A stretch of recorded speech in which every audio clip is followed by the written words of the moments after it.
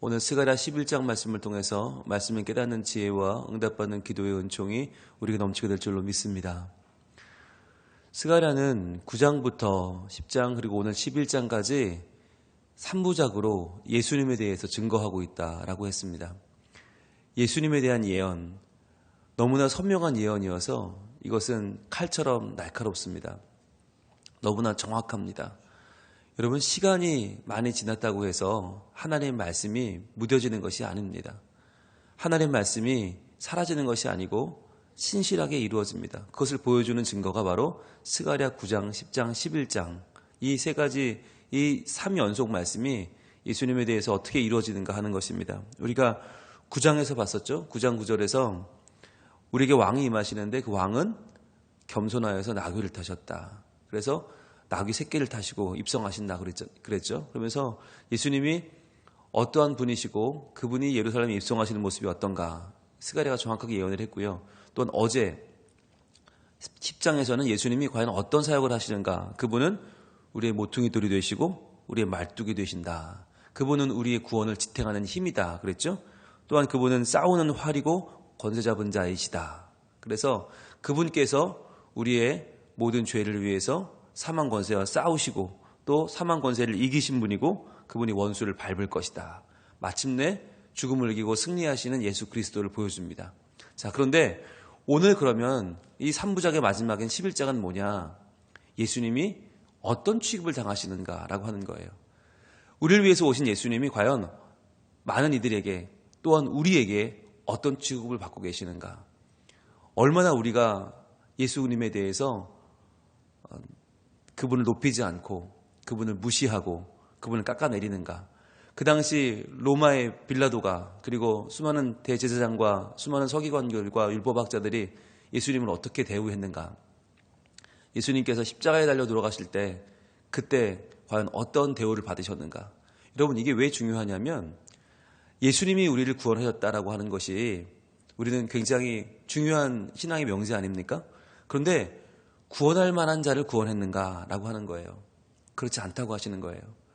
겸손한 왕, 나귀를 타고 오신 왕이 우리의 모퉁이 돌이 되셨는데 그분이 그럴 만한 자들을 위해서 그러지 않았다라고 하는 거예요.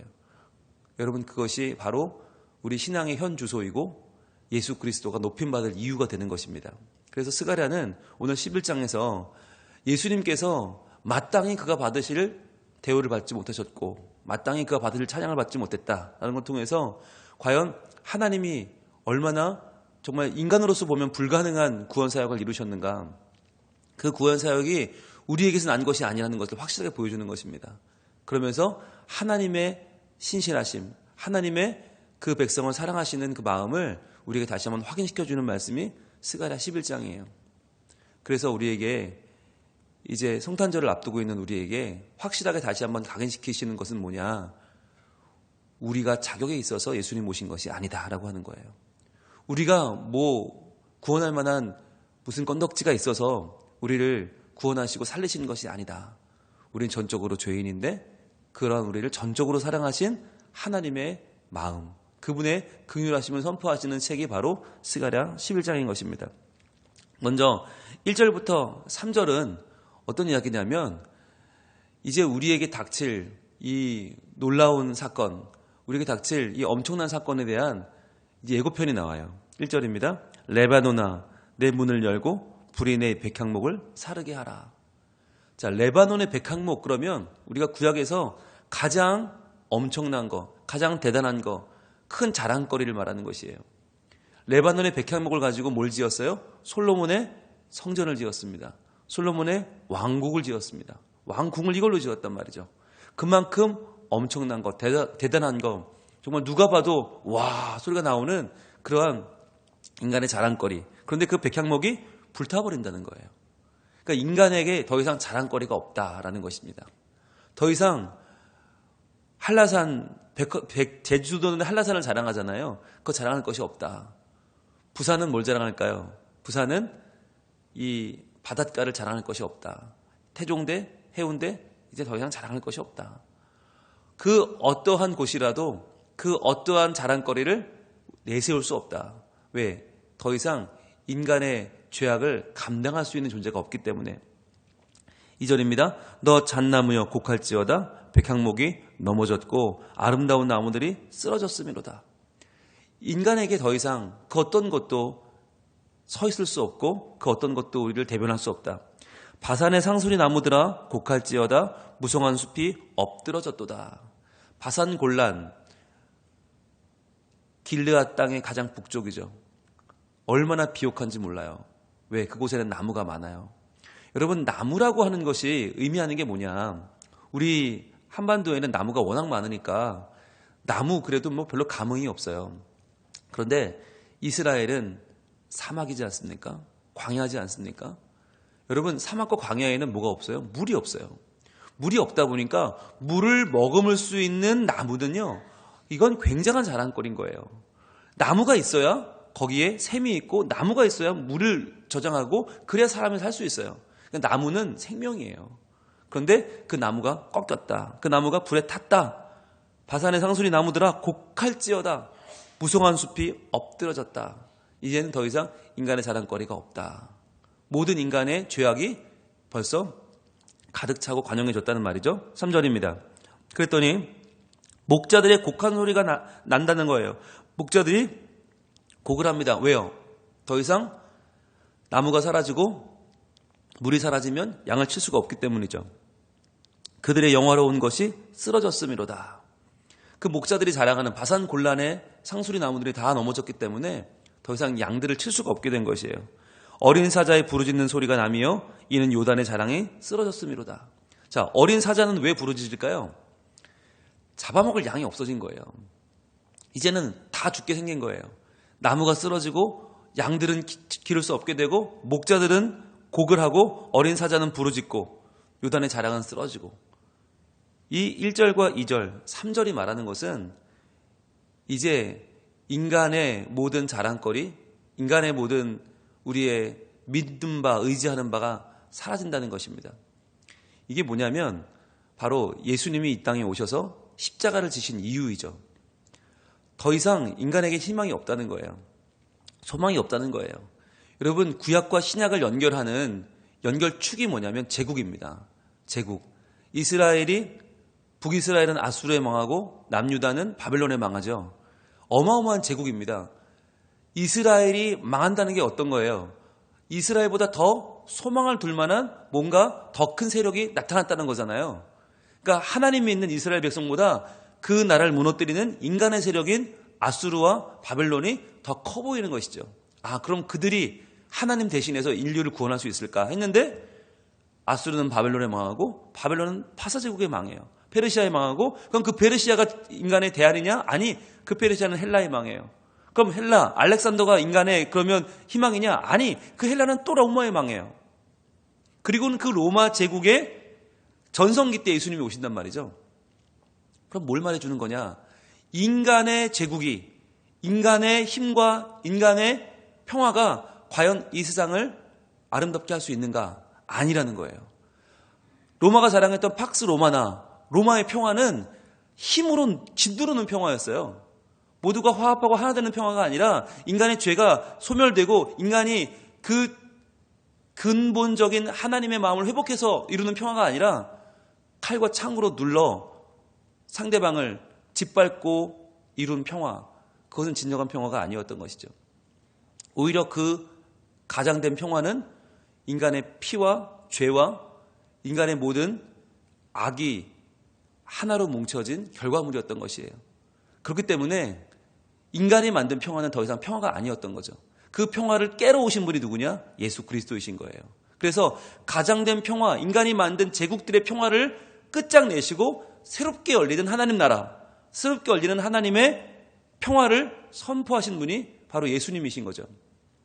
그래서 이렇게 모든 것은 끝나고 모든 것은 넘어지고 모든 것은 불탄 자리에 예수님이 오시는데, 그럼 그분은 어떤 분이었는가? 4절입니다. 여호와 나의 하나님이 이르시되, 자, 노란색 치셔야겠죠? 여호와 나의 하나님이 이렇게 말씀하십니다. 너는 잡혀 죽을 양떼를 먹이라. 여러분, 이게 얼마나 참 말이 안 되는 얘기예요. 양떼를 먹이는 건 좋아요. 예수님은 목자로 오셨잖아요. 그분은 선한 목자이십니다. 우리를 기르는 목자 맞아요. 주는 나를 기르시는 목자여 나는 주의 어린 양. 우리 찬양하잖아요. 그런데 어떤 양을 먹이라고요? 잡혀 죽을 양떼를 먹이라고요. 그러니까 아무 가치가 없어요.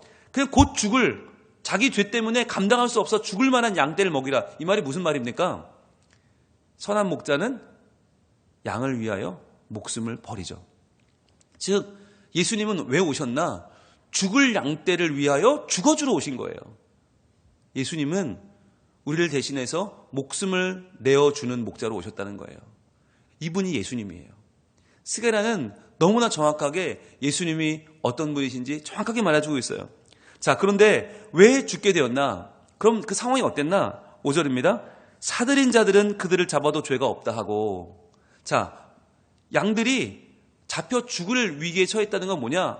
목자들이 마음대로 그 양들을 팔아버린 거예요. 사꾼들이, 거짓 목자들이 마음대로 그들을 팔아버렸어요.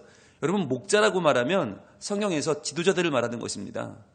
왕들, 고관들, 대제사장과 서기관과 율법학자와 바리새인들, 그 당시에 기득권층들이 민중들을, 힘없는 자들을 마음대로 팔아버렸어요. 자기들 마음대로 너희들은 율법으로 의하면 천국 못 가. 니들은 아무런 가치가 없어. 니들은 하나님 나라의 백성도 아니야.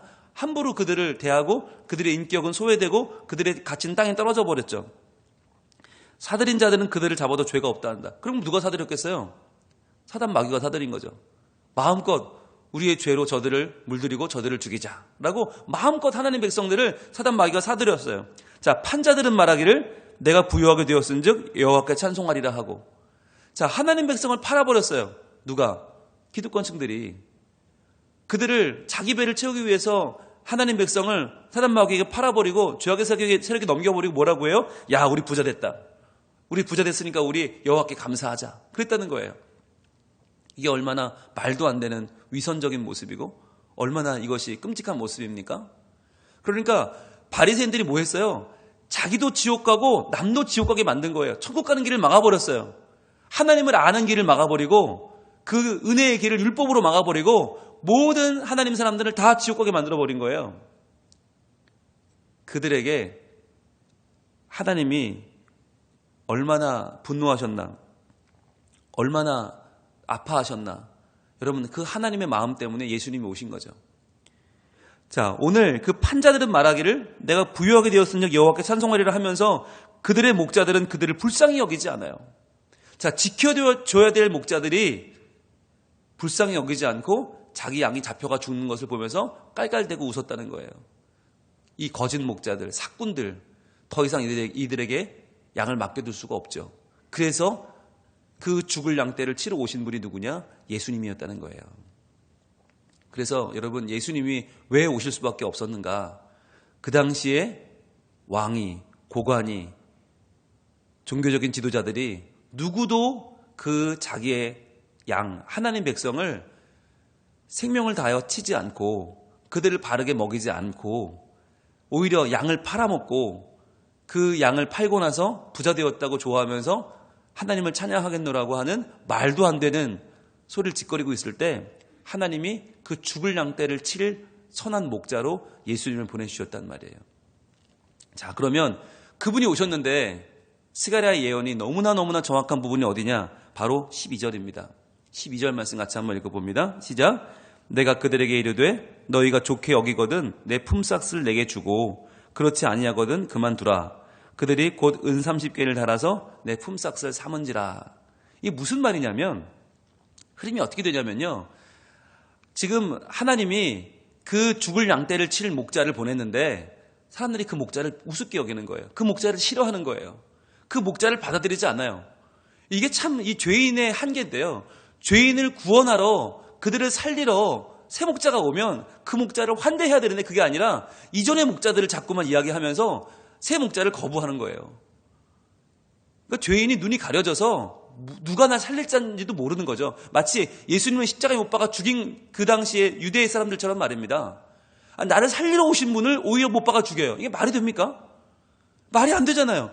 나를 살리려고, 나의 죽음에서 나를 건지고 나를 이제 하나님의 백성 삼으려고 천국의 문을 열어주려고 오셨는데 회개하라, 천국이 가까이 왔느니라. 예수님은 천국을 가져오셨는데 백성들은 무지몽매해서 그 천국이신 예수님을 십자가에 달아 죽여버리죠. 자, 그때 이런 상황이 되니까 목자가 얘기하는 거예요. 내가 너희에게 한 일을 너희가 정말 좋게 여기면 나한테 품삯을 달아줘라. 그렇지 않으면 그만둬라. 이 말이 뭐냐면, 여러분, 엄마 아빠가 자녀한테 얼마나 잘해요. 정말 목숨처럼 잘해주잖아요. 그런데 자녀들이 그 부모를 알아주지 않으면 어떻게 하죠? 부모가, 야, 내가 너한테 얼마나 잘했는지 알아? 그게 얼마짜리인 줄 알아? 그런 거예요. 내가 너한테 얼마나 받아야 내가 이 사랑이 다 정말 보답될 줄 너 생각이나 해봤냐? 너 차라리 나한테 월급 줘라. 그러던 거죠, 엄마가. 야, 내가 너한테 밥 차려준 거, 내가 너 아침에 깨워준 거, 너 학교 보내준 거, 너 돈으로 계산해서 내놔. 너 그 돈 내놔봐 하는 거죠. 이게 무슨 말이에요? 돈을 달라는 얘기가 아니에요. 나의 사랑을 알아달라는 거죠. 하나님도 지금 똑같은 말씀 하시는 거예요. 내가 너희를 죽을 양떼를 구하러 왔는데 너희가 나를 외면하고 너희가 나를 배신하고 너희가 나를 그렇게 무시해? 야, 차라리 내 값을 내놔라고 하시는 거예요. 돈 받자는 얘기가 아니죠. 내가 얼마나 큰 사랑을 너에게 주었는지 좀 알아라 했는데, 여러분 이렇게 나오면 어떻게 해야 돼요? 그 백성이 죽을 양떼가 어떻게 해야 돼요? 하나님 정말 잘못했습니다. 몰랐습니다. 하나님이 그렇게 우리를 사랑하시는지 몰랐습니다. 제발 그 말씀 거둬주세요. 이래야 되는 거 아니에요? 그런데 은 30을 던지더라는 거죠. 그들이 곧 은 30개를 달아서 내 품삯을 삼은지라. 자, 은 30이 얼마냐면, 여러분 출애굽기에 의하면 남의 집 소가 우리 집 종을 받아 죽이면요, 그 책임을 물어내는 게 은 30이에요. 그러니까 살아있는 종도 아니고 죽은 종의 값이, 생명값이 은 30이에요. 아무것도 아닌 거예요. 은 30만 주면 그 소가 내 종을 죽여도 당당해요. 그 사람 감옥 안 가요. 그 돈이 은 30이에요. 그러니까 엄마가 자녀한테, 야, 엄마가 너 얼마나 잘해줬는데 너 그따위로 엄마한테 얘기를 하니? 너 엄마가 너 그동안 밥 해주고 너 깨워주고 너 학교 보내준 값 내놔 그랬더니 애가 그래요 주지 뭐. 그리고는 주머니에 손을 넣고 30원 꺼내서 휙 던진 거예요. 자, 됐죠? 엄마 이 정도면 됐죠? 저한테 지금까지 해주신 거 30원으로 퉁칩시다. 자, 이제는 엄마 저한테 큰소리 치지 마세요. 잔소리도 하지 마세요. 내 맘대로 게임하고 내 맘대로 살 거예요. 아싸. 이런 상황이 되는 거예요. 말도 안 되는 거죠. 여러분, 이 한 종의 값, 종의 목숨과 은 30으로 어떻게 죽을 양떼를 구원하러 온 목자를 어떻게 그 값을 매길 수 있어요? 불가능한 얘기죠. 그런데 지금 어리석은 이스라엘 백성들이 이루고 있다는 거예요. 자, 그랬더니 그 은 30, 아무것도 아닌 돈을 어떻게 합니까? 아이고 감사합니다 받습니까? 아니죠. 13절입니다. 이렇게 이어집니다. 여호와께서 내게 이르시되 그들이 나를 헤아린 바 그 삭슬. 자, 나를 헤아린 바, 즉 나에게 그래도 내 가치를 매겨서 돈을 주셨네요. 아유 감사합니다 라고 하는 역설인 거죠. 그렇게 받은 은 30을 어떻게 해요? 토기장이에게 던지라 하시기로. 자, 토기장에게 왜 던집니까? 차라리 토기장이 가장 이 당시에 미천한 자입니다. 차라리 줘버리고 내 그 땅을 사라. 토기장의 땅을 사라는 거예요. 내가 곧 그 은 30개를 여호와의 전에서 토기장에게 던지고 그랬습니다. 토기장에게 던져서 가장 싼 땅, 토기장의 땅을 차라리 사버려라 라고 하는 거예요. 근데 이때만 해도 사람들이 스가랴 예언이 뭔지 몰랐어요. 아니 은 30은 뭐고 이 토기장에는 뭐야 알 수가 없었어요. 그런데 이 예언이 언제 이루어집니까? 바로 예수님의 죽음 가운데 이루어지죠. 우리 가볼까요? 마태복음 26장 14절입니다.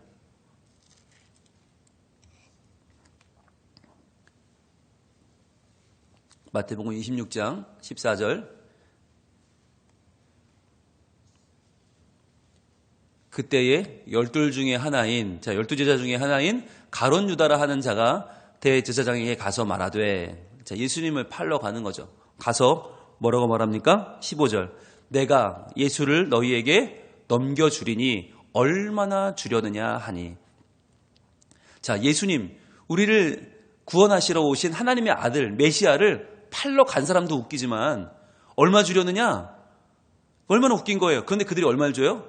그들이 은 30을 달아주거늘. 이게 뭐 한 겁니까? 조롱하는 거죠. 야, 예수라는 자가 그렇게 대단해? 그가 하나님의 아들이라고? 웃기지 마. 야, 그의 목숨값은 이 정도밖에 안 돼. 죽어버린, 소에 바쳐 죽어버린 노예의 값, 은30을 던져주는 거예요. 조롱하는 거죠. 여러분, 이게 지금 이 상황이 어떤 상황입니까? 인류를 구원하실 메시아의 값을 매긴다? 이거 말도 안 되는 거 아닙니까? 그런데 그걸 팔러 가룟 유다나 그 값을 치르는 이 당시의 대제사장들이나 정말 둘 다 말도 안 되는 짓을 하는데 이들이 이 은30을 왜 주었을까요? 바로 스가랴의 예언 때문입니다. 스가랴의 예언 그대로 자기 죽을 양떼를 구하러 온 목자에게 은30을 주면서 이거면 됐죠? 이것 먹고 떨어지세요. 이것 먹고 꺼져요. 라고 말하는 그 양들처럼 자기 목숨 살리러 오신 예수님을 은30으로 거래했단 말이에요. 자, 그러면 그 은30을 이제 어떻게 합니까? 27장으로 한 장 더 뒤로 갑니다. 27장 5절로 갑니다. 자, 27장 5절. 유다가 은을 성소에 던져놓고 물러가서 스스로 목매어 죽은지라. 자, 이 돈을 받았는데 예수님이 잡히셨어요. 그리고 예수님이 곧 돌아가세요. 그걸 보고 후회를 하죠, 유다가. 후회를 하고 그 은을 가지고 돌아가서 이거 물립시다 그랬더니 안 물려줍니다.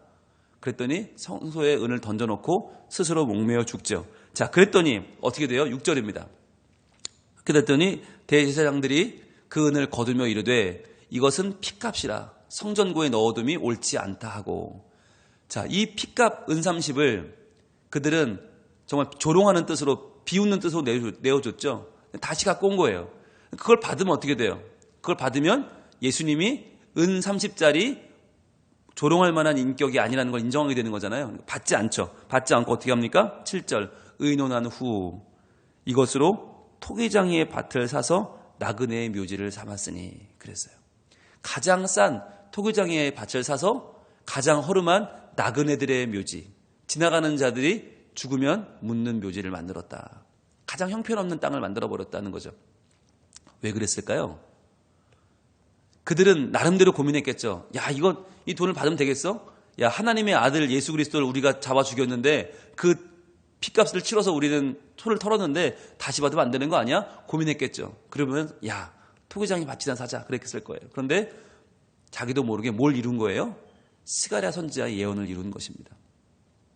스가랴 선지자의 예언, 바로 하나님의 사랑값을 은30으로 퉁치려고 했던 무지한 이스라엘 백성들의 행동, 그리고 그 은30을 토기장에게 던져주었던 그 스가랴의 예언이 지금 그대로 예수님의 죽음 가운데 이루어진 것이에요. 그래서 오늘 이 스가랴 11장은 예수님의 그 큰 사랑, 목숨을 내어주신 사랑, 자기의 몸을 십자가에 박으시면서까지 우리를 살리시고 모든 죄를 씻어주신 그 사랑에 대해서 과연 우리 인간들이 어떻게 반응하고 대우했는가를 그대로 보여주고 있는 것입니다. 여러분, 그런데 문제는 무엇입니까? 이게 과연 그들의 이야기인가 하는 거예요. 그들만의 이야기인가? 과연 우리는 다른가? 과연 우리는 오늘날 예수님의 십자가의 구원 사건을 정말 나를 살리시는 가장 가치 있는 일로 여기고 있는가 하는 거예요. 나를 구원하러 오시는 예수님의 이 성탄절을 우리는 내 인생 가장 큰 기쁨으로 누리고 있는가 하는 거예요. 그렇지 않지 않습니까? 모든 것은 왔다 갈 뿐이고 성탄절, 연말 흥청망청 왔다가 또 지나가면 새해를 맞이해야 되는 게 우리 아니에요? 성탄절이 하나도 기쁘지 않고 하나도 기다려지지 않고 예수님이 나에게 오신다는 사건 자체가 내게 아무런 영향력이 없어요. 그냥 오늘 하루 먹고 사는 게 다고, 오늘 하루 내가 건강한 게, 오늘 나의 꿈대로 되는 게, 나의 소원대로 되는 게, 내 뜻대로 되는 것이 나에게는 가장 중요한 문제이지 않습니까? 무엇이 다릅니까? 예수님의 몸값을, 예수님 목숨값을 은30으로 퉁치려고 했던, 조롱하며 그 돈을 던져버렸던 그 당시 대제사장들과 우리와는 다른 게 없다는 거예요. 여러분, 그저 잠깐의 감사와 잠깐의 묵상으로 이 사랑을 감당할 수가 없습니다. 우리는 가장 내 인생 가장 큰 감사로, 가장 큰 찬양으로, 가장 큰 예배로, 가장 큰 하나님을 향한 우리 삶의 고백으로 이 성탄절을 맞이할 수 있기를 원합니다. 그래서 주 달려 죽은 십자가, 우리가 생각할 때에 세상의 헛된 욕심을 헛된 줄 알고 버리네. 주님 앞에 우리의 모든 욕심은 헛된 것이라는 것을 알게 될 수 있기를 원합니다. 주님의 이 십자가 사역 앞에서 우리의 모든 이 세상을 향한 우리의 헛된 마음들, 헛된 욕망들, 야망, 우리의 이 세상을 향해 달려가는 우리의 열심을 내려놓고 다시 한번 하나님께로 나아갈 수 있길 원합니다. 그래서 나를 살리신 주님을 만나 그분에게 내 생명 다하여 찬양하고 그분의 살리심, 그분의 구원 사건을 묵상하며 기뻐하며 노래하며 증거하는 복된 성탄을 우리 모두 맞이할 수 있기를 우리 하나님 원하고 계십니다. 기도하겠습니다. 하나님, 스가랴가 예언한 것처럼 그대로 예수님은 나귀 새끼를 타고 들어오셨고 똑같이 말씀대로 예수님은 모퉁이 돌이 되셔서 우리의 구원 사건을 이루셨고 또한 오늘 말씀 그대로 예수님은 은삼십에 팔리셔서 그 은삼십은 토기장이에게 던져진 바가 되었습니다. 하나님, 스가랴의 말씀이 이렇게 다 이루어졌는데 우리는 그 말씀을 귓등으로도 듣지 않습니다. 그 말씀을 우리는 인식하지도 못하고 우리는 마음에 품지도 않고 다만 오늘 내가 먹고 살 일에 빠져 살아가고 있습니다. 하나님, 우리를 용서하여 주시옵소서. 하나님, 이렇게 우리를 구원하러 오신 예수님에 대한 확실한 말씀의 증거가 있는데 대제사장들과 서기관들은 이 말씀을 떠올리지 못했고 그들은 오히려 예수님을 조롱하며 은삼십을 던지는 것으로 자기의 할 일을 다했다 생각했습니다. 하나님, 오늘 우리는 어떻게 살고 있습니까? 우리에게 오신 예수 그리스도의 구원과 예수님의 사역을 어떻게 평가하고 있습니까? 하나님, 우리의 온 몸으로, 온 마음으로, 온 존재로 예수님을 찬양하며 경배하며 감사하는 이 대강절을 보내게 하시고 성탄절을 맞이하는 우리의 마음이 무엇보다 감사와 찬양과 사랑으로 우리 주님을 기억하고 우리 주님을 마음에 모시고 주님의 말씀대로 살아가는 우리 모든 성민 가족들이 되게 하여 주시옵소서. 예수님 이름으로 기도합니다. 아멘.